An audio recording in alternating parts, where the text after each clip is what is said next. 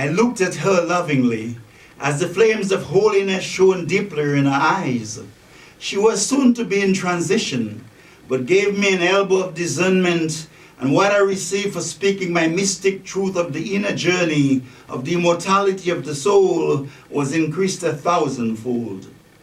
I remembered her smile, her jokes, her sweetest affection as we held hands, her tenderness of love. The divine spoke to my soul, whispered of the joy we felt in each other's company. Her life was a prayer of service, of soulful self-giving, a drum major of sacrifice bedecked in the benevolent merits of paradise. I remembered her culinary treats of crab and callaloo, oil-down breadfruit, roti and goat, of how she liked company and loved to laugh. Heaven had drenched her in its charisma, adorned her in honey of the most precious kind, gave her a life of dauntless fortitude. I remembered our walk through the corridors of the state-of-the-art MD Anderson, the phone call from the consultant telling me she was almost at the end of her earthly sojourn. We spoke, discussed life, in which she said she was ready to return to the glories of heaven. Now I gaze around the bed where she lays. She's lost much weight, but her face is ethereal in heaven. Her feet are like charcoal, and she's kept going by the long oxygen tubing attached to her nasal orifices. She's surrounded by her children and family, and the mood is somber, silent, tearful.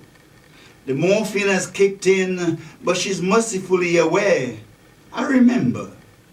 Or times in Austin, lost in the diversity of color and beauty of when we strolled along the river with success and failure tossed into the turbulence of her tides like tornadoes do to the whistling willow, their two interwoven imposter friends called victory and defeat still dancing on her forehead.